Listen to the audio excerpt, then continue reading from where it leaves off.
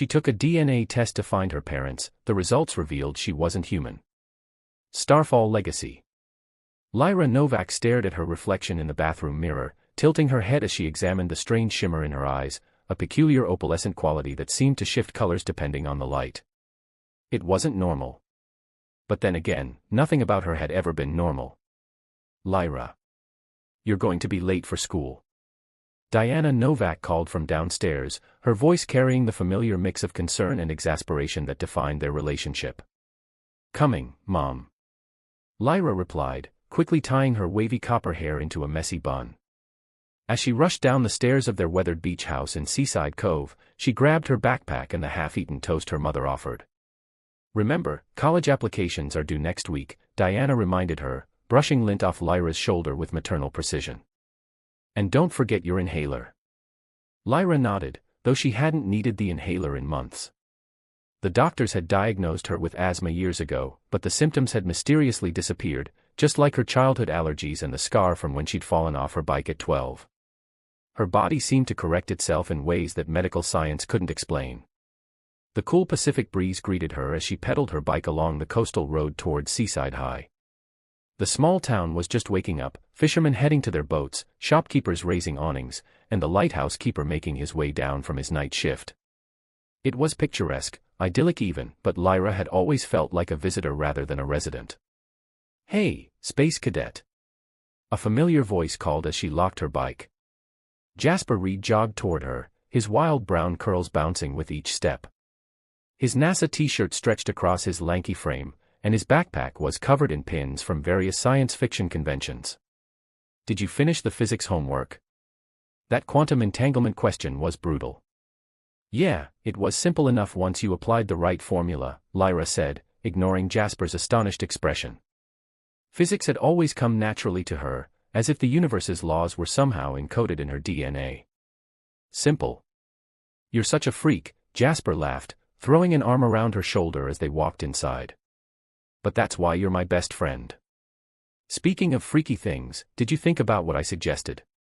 Lyra sighed. For weeks, Jasper had been pushing her to take one of those mail-order DNA tests. Her 18th birthday had passed recently, and with it came renewed questions about her biological parents. All Diana and Theo had ever told her was that they'd found her as an abandoned baby on the beach during a meteor shower, with no identification except a blanket embroidered with strange symbols they'd assumed were from some foreign language. I ordered the kit yesterday, she admitted as they navigated the crowded hallway. It should arrive tomorrow. Jasper's face lit up. That's awesome. Maybe you're descended from some obscure royal bloodline, or, oh. What if you're related to Nikola Tesla? That would explain your weird science brain. Or maybe I'm just a regular orphan whose parents couldn't keep her, Lyra said, though she didn't believe that herself. Something about the way she could sometimes see in perfect darkness, or hold her breath underwater for impossibly long periods, or instinctively understand patterns and equations that baffled her teachers, there was definitely something different. The school day passed in its usual blur of classes, with Lyra effortlessly acing a surprise quiz in advanced biology while doodling what looked like circuit diagrams in her notebook margins. She wasn't even consciously aware of what she was drawing half the time. Her hand seemed to move of its own accord, creating intricate designs that reminded her of the symbols on her baby blanket. After school, Jasper joined her at their usual spot on the cliffs overlooking the ocean. The sun was beginning its descent, casting golden light across the water that seemed to sparkle in response to Lyra's gaze. What if they don't want to be found? Lyra asked suddenly, voicing the fear that had been gnawing at her. My biological parents, I mean. Jasper shrugged. Then at least you'll know something about where you came from. Your medical history, genetic predispositions, plus, aren't you curious about why you can do the things you do? What things? She asked innocently. Oh, please. Jasper rolled his eyes. I've known you since first grade. I've seen you swim underwater for like 5 minutes straight. I've watched you predict exactly where meteorites would land during showers. You fixed my quantum computing project without even understanding what it was supposed to do. Lyra tossed a pebble over the cliff, watching it bounce against the rocks below with perfect precision. Maybe I'm just lucky. Or maybe you're a mutant, Jasper grinned. Like the X-Men. If I sprout wings or start shooting lasers from my eyes, you'll be the first to know, she laughed. 3 days later, the DNA test kit arrived. Lyra followed the instructions, swabbing the inside of her cheek and sealing the sample in the provided tube. As she dropped it in the mailbox, a strange sensation washed over her, a mixture of anticipation and dread, as if she were standing at the edge of a cliff much higher than the ones above Seaside Cove. It'll take about 3 weeks for results, she told Jasper over video chat that night, showing him the confirmation email. The suspense is killing me already, he groaned dramatically. What if you discover you're part alien or something? Lyra laughed, but something fluttered in her stomach at his words. That night, she dreamed of stars, not as distant points of light, but as homes she somehow recognized. 2 weeks passed without incident. Lyra attended her classes, helped her adoptive father Theo at his bookstore on weekends, and tried not to think about the pending DNA results. But she couldn't shake the feeling of being watched. Twice she spotted an expensive black car parked across from the school, and once she thought she saw someone taking photos of her house from the beach. You're being paranoid, she told herself, but still mentioned it to Jasper. Maybe they're advanced scouts for your alien family, he joked, but his eyes betrayed concern. Seriously though, be careful. Identity theft from these DNA databases is becoming common. On a Tuesday afternoon, Lyra returned home to find her laptop open, which was strange, because she distinctly remembered closing it before leaving for school. When she checked her email, there was a message from GeneTech Labs marked, urgent, regarding your sample #LN7729. The email was brief and oddly formal. Dear Ms. Novak, we require your immediate presence at our facility regarding anomalies in your submitted sample. This matter cannot be discussed via email or phone. A representative will contact you to arrange transportation. Confidentiality is paramount. This has to be a scam, Lyra muttered, but when she tried to call the company's official number listed on their website, she got an automated message saying all systems were temporarily down for maintenance. That evening, as Lyra was helping her father close the bookstore, the power suddenly went out across the entire block. In the darkness, Lyra's vision adjusted instantly, another of her peculiarities. She could clearly see a tall figure entering through the back door, moving with silent precision. Dad, get down, she whispered, pulling Theo behind the counter just as the stranger reached the main room. Lyra Novak, a deep voice called softly. I'm not here to harm you, but you're in danger.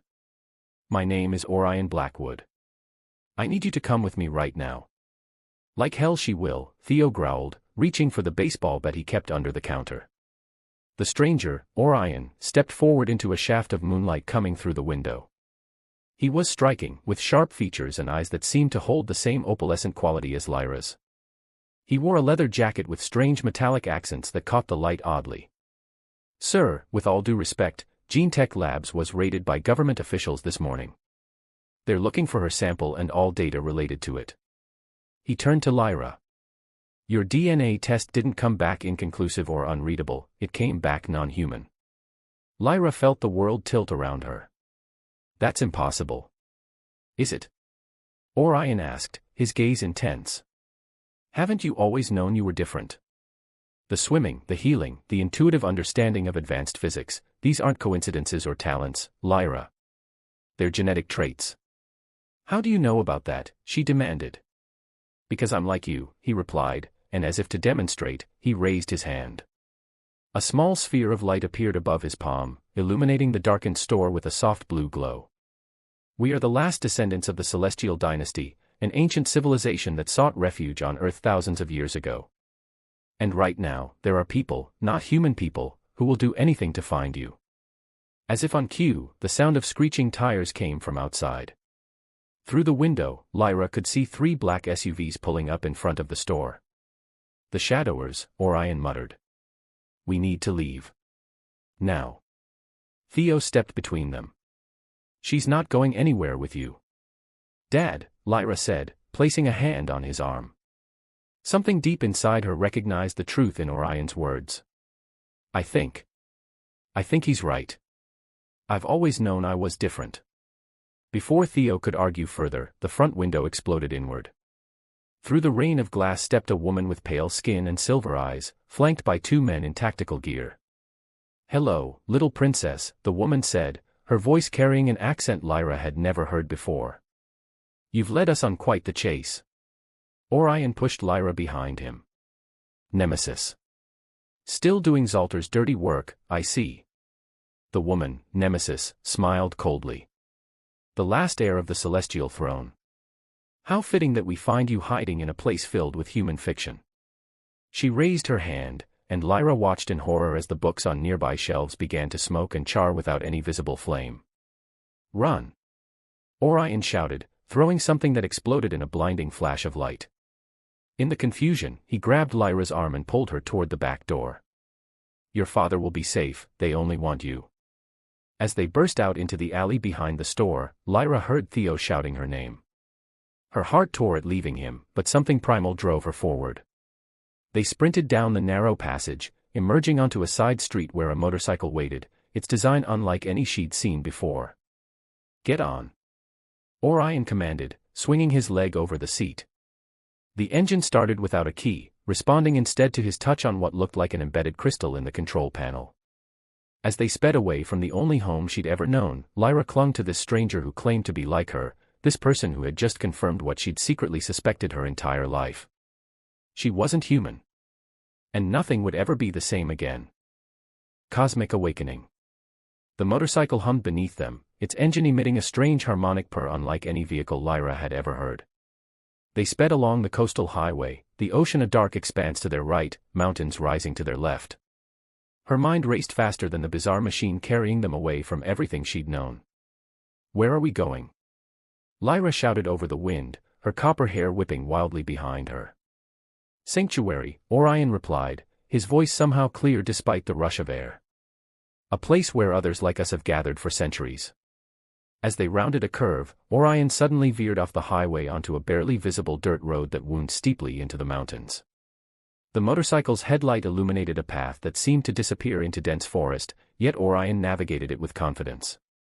After nearly an hour of ascending through increasingly remote terrain, they emerged into a small clearing. To Lyra's surprise, Orion drove directly toward a sheer rock face. "Hold on," he warned, and before she could protest, they passed through what appeared to be solid stone, an illusion shimmering away like disturbed water as they crossed its threshold. Beyond the holographic barrier stretched a hidden valley bathed in soft light emanating from crystalline structures embedded in the surrounding cliffs. A cluster of buildings blended harmoniously with the natural landscape, their architecture both familiar and alien, curved lines and geometric patterns that seemed to defy conventional engineering. People moved about the settlement, stopping to stare as Orion brought the motorcycle to a gentle stop in what appeared to be a central plaza. Lyra couldn't help but notice that many of them had the same opalescent quality to their eyes that she and Orion shared. "Welcome to Haven," Orion said, helping her off the bike. One of the last celestial outposts on Earth. A small crowd had gathered, their expressions ranging from curiosity to what looked like reverence. An elderly man with long silver hair and intricate tattoos covering his exposed forearms approached them. "So it's true," he said, his accent similar to Orion's but more pronounced. "The lost heir has been found." "Elder Thalos," Orion bowed slightly. "This is Lyra Novak. She was raised by humans in Seaside Cove, unaware of her heritage." The elder circled Lyra slowly, his eyes narrowing. "The genetic markers are strong in this one. Undiluted. Remarkable after so many generations." He turned to the assembled crowd. "Prepare the guest quarters. And inform the council immediately." As the crowd dispersed, a young woman about Lyra's age approached. She had dark skin and hair styled in intricate braids adorned with what appeared to be tiny glowing beads. Her smile was warm and welcoming. "I'm Solara," she introduced herself. "I'll show you where you can rest and clean up." She eyed Lyra's disheveled appearance sympathetically. "First encounters with shadowers are never pleasant." "Shadowers?" Lyra asked, falling into step beside her. "The ones who attacked you. They serve Zalter, who believes he should rule what remains of our people." Solara led her toward a structure that resembled a cross between a modern apartment building and an ancient temple. They've been hunting dormant bloodlines for decades, eliminating potential rivals to his claim. Inside, the building was even more remarkable. Surfaces that appeared to be stone responded to Solara's touch, changing texture and luminosity. What looked like plants grew along the walls, providing both decoration and soft, ambient lighting. These quarters were prepared long ago, Solara explained, showing Lyra into a spacious room with a panoramic view of the valley. Many believed the royal line was extinct, but Orion never gave up hope of finding you. I'm not royal, Lyra protested, feeling overwhelmed. I'm just. I don't even know what I am anymore. Solara's expression softened. You're celestial. Like all of us. But your lineage traces directly back to the dynasty that ruled our home system before the Great Exodus.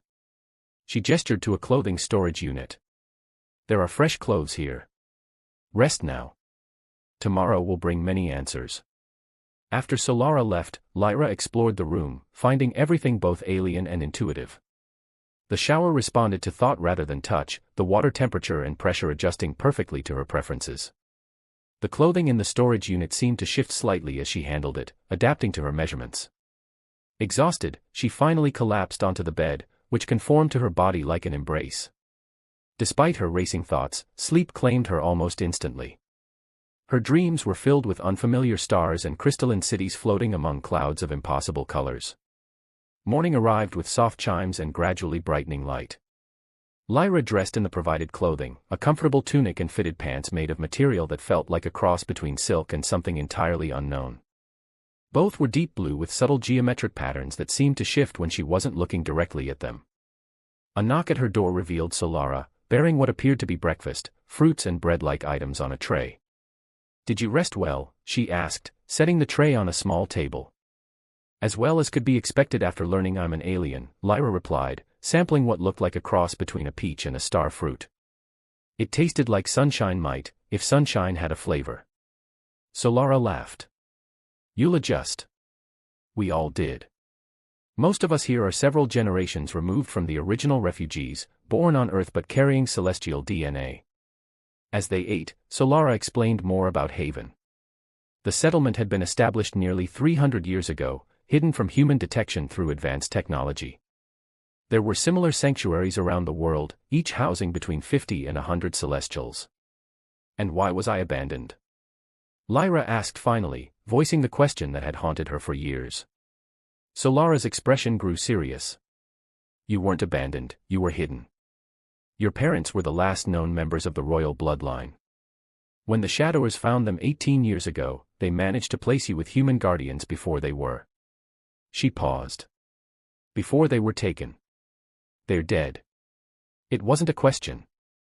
Yes. But they died ensuring you would survive. And now that your DNA has been flagged in a human system, we don't have much time before the Shadowers track you here. After breakfast, Solara led Lyra to what she called the archives, a vast underground chamber where the walls themselves seemed to store information, responding to specific gestures by projecting three-dimensional images and text in a language Lyra somehow understood despite never having seen it before. Your education begins now, said a voice from behind them. Lyra turned to find Orion entering with another man she hadn't met yet. The stranger was tall and lean, with warm bronze skin and hair that faded from dark at the roots to an almost luminous gold at the tips. His eyes were the most striking feature, deep amber with the same opalescent quality she'd noticed in others, but more pronounced. When he smiled, Lyra felt an unexpected flutter in her chest. This is Vega Starling, Orion introduced. He'll be your primary instructor in celestial history and abilities. I prefer guide to instructor, Vega said, his voice melodic with a hint of humor. We'll be learning together. Your abilities may manifest differently than mine. Over the next several days, Lyra's world expanded beyond anything she could have imagined. Under Vega's guidance, she discovered that the strange things she'd been able to do all her life, the enhanced senses, intuitive understanding of physics, and perfect memory, were merely the surface of her capabilities. Celestials evolved in a higher radiation environment, Vega explained as they sat cross-legged in what he called the reflection garden, a secluded area where crystalline formations amplified their natural abilities.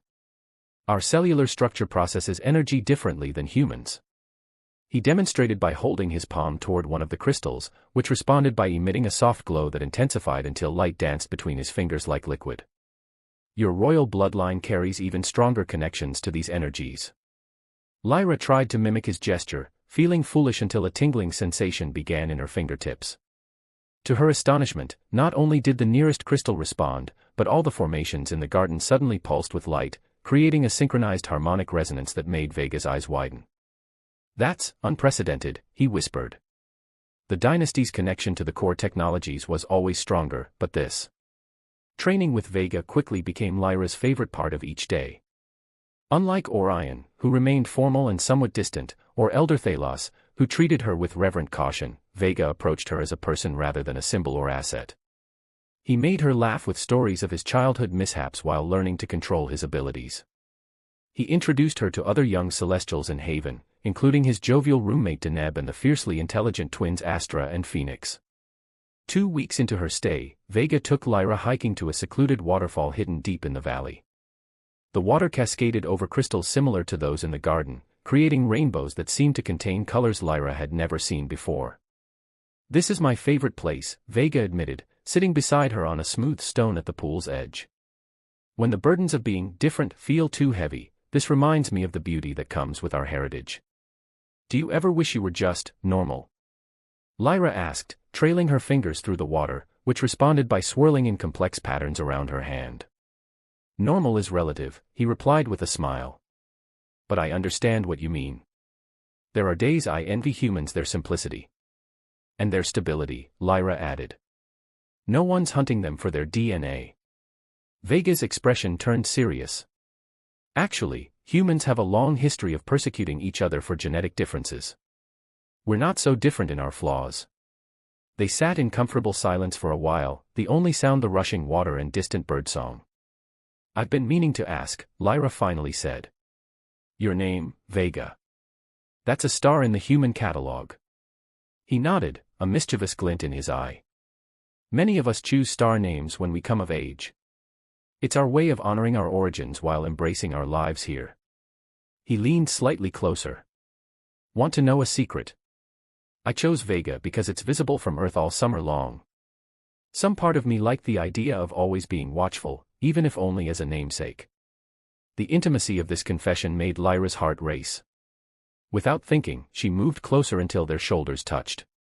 When Vega's hand found hers, fingers intertwining, the contact sent a pleasant shock through her system, literally, as tiny sparks of blue-white energy danced where their skin met. "That's new," Vega laughed, though he didn't pull away. Their first kiss happened there by the waterfall, and with it came a rush of shared sensation unlike anything Lyra had experienced, as if their energy fields harmonized, briefly allowing each to glimpse the other's thoughts and feelings. When they finally parted, both were breathless. "Is that normal for Celestials?" Lyra asked, her voice unsteady. Vega shook his head, looking equally stunned. "I've never experienced anything like it." Their relationship blossomed alongside Lyra's growing mastery of her abilities. In the mornings, she trained with various instructors, learning combat techniques from Orion, energy manipulation from Solara, and history from Elder Thalos. Afternoons were spent with Vega, exploring both her powers and their deepening connection.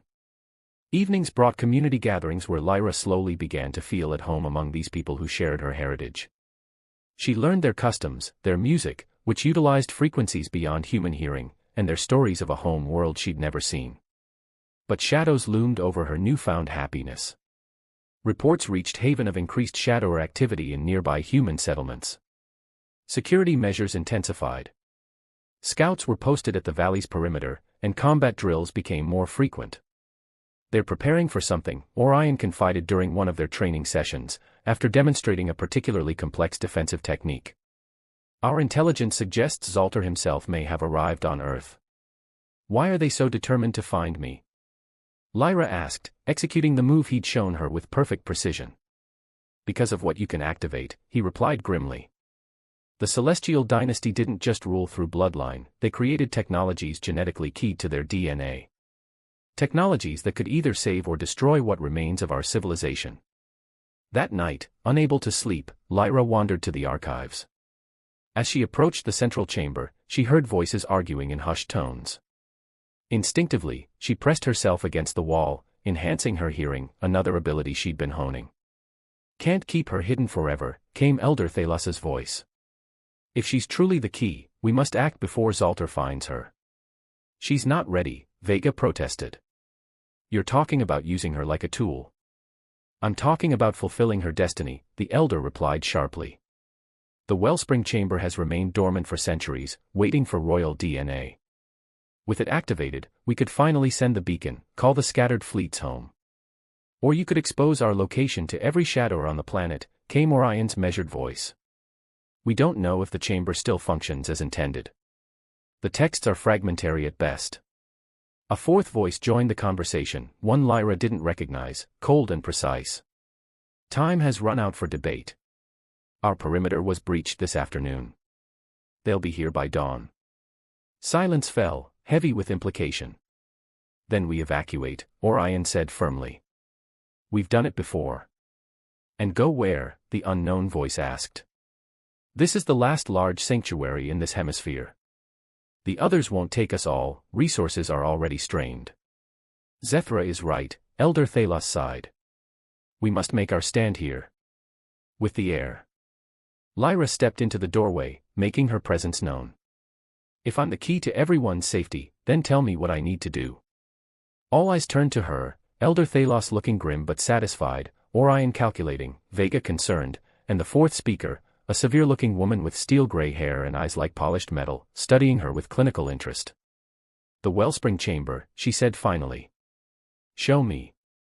What followed was a rapid education in celestial technology more advanced than anything she'd seen in Haven so far. Deep beneath the settlement lay a chamber predating human civilization on the continent, part of a network of similar installations around the globe, designed to harness Earth's magnetic field for communication across interstellar distances. Your ancestors created this system as a safeguard, explained Zethra as they descended in what appeared to be a gravity-controlled platform. Should they ever become separated from the fleet, these chambers could send a signal powerful enough to reach our home system. But it requires dynasty DNA to activate, Elder Thalos added. A security measure to prevent misuse. Vega hadn't left Lyra's side since she'd joined the group. Now he squeezed her hand reassuringly. You don't have to do this if you're not ready. But Lyra knew there was no choice, not with enemy forces closing in. As they reached the bottom of the shaft, massive doors slid open to reveal a chamber that took her breath away. The circular room was dominated by a central platform surrounded by concentric rings of the same crystalline material she'd seen throughout Haven. But these were larger, more intricate, and pulsed with dormant energy she could feel resonating with something inside her. You need only place your hands on the central node, Elder Thalos instructed. Your genetic signature will do the rest. Lyra stepped toward the platform, but Vega suddenly pulled her back. Wait. There's something wrong. His expression was alarmed as he looked at Zethra. The configuration isn't set for communication. These harmonics would create a weapon pulse, not a beacon. Zethra's face remained impassive. Sometimes protection requires force. You lied, Orion realized, stepping between Lyra and the platform. This was never about calling for help. You want to trigger the defense system. The Shadowers have found every sanctuary on 3 continents, Zethra replied coldly. They're exterminating us systematically. With the dynasty heir, we can finally strike back decisively. By killing how many innocent humans in the process? Vega demanded. The defense pulse would fry electronic systems across the hemisphere. Understanding dawned on Lyra with horrifying clarity. The chamber wasn't just a communication device, it was a doomsday weapon disguised as one. And she was the only one who could activate it. Before the argument could escalate further, an alarm blared throughout the facility. From far above came the sounds of energy weapons and shouting. They're here, Orion said grimly, drawing a weapon that hummed with barely contained energy. In the chaos that followed, Lyra found herself facing a choice that would define not just her future, but potentially that of 2 species. As Shadowers poured into the sanctuary above, Zethra made one final plea. Activate it now. It's our only chance for survival. But Lyra stood firm, her mind racing. There had to be another way, one that didn't involve mass destruction. She closed her eyes, reaching deep within herself for the intuitive understanding that had always guided her. And there it was, a solution hidden in the very design of the chamber. Not a weapon or a beacon, but something more profound. I know what to do, she said, her voice steady as she approached the platform again. But not what you expect. As Vega and Orion held off the approaching Shadowers at the chamber entrance, Lyra placed her hands on the central node. The response was immediate. Energy surged through the crystals, but instead of releasing it outward as Zethra had planned, Lyra directed it inward, reconfiguring the field to create a localized shield that expanded outward from the chamber. "What are you doing?" Zethra demanded, her composed facade cracking. Creating a third option, Lyra replied through gritted teeth, the effort of controlling the ancient technology testing the limits of her newfound abilities. The shield expanded rapidly, enveloping the entire sanctuary in a protective bubble that disrupted the Shadow's weapons and communications.